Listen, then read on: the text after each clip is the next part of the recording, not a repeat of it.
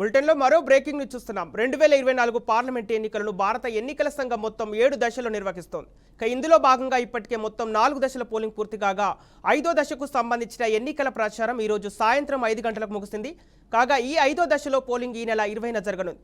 ఈ 5వ దశలో యూపీలో 14, మహారాష్ట్రలో 13, బెంగాల్లో 7 స్థానాలు, బీహార్లో 5, ఒడిశాలో 5, జార్ఖండ్లో 3, జమ్మూ కాశ్మీర్, లడఖ్లో ఒక్కో స్థానం చొప్పున మొత్తం 49 పార్లమెంటు స్థానాలకు పోలింగ్ జరగనుండగా ఇందులో కాంగ్రెస్ నేత రాహుల్ గాంధీ పోటీ చేస్తున్న రాయ్బరేలీ నుంచి రాహుల్ గాంధీ పోటీలో ఉన్నారు. అలాగే లక్నో నుంచి రక్షణ మంత్రి రాజ్నాథ్, అమేథీ నుంచి స్మృతి ఇరానీ, కైసర్గంజ్ నుంచి బ్రిజ్ భూషణ్ కుమారుడు కరణ్ పోటీలో ఉన్నారు.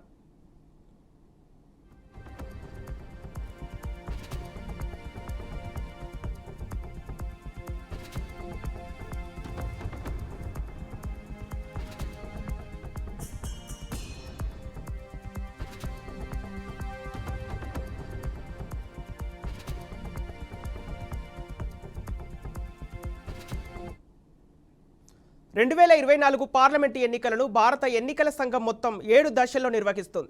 ఇందులో భాగంగా ఇప్పటికే మొత్తం 4 దశలలో పోలింగ్ పూర్తి కాగా 5వ దశకు సంబంధించిన ఎన్నికల ప్రచారం ఈరోజు సాయంత్రం 5 గంటలకు ముగిసింది.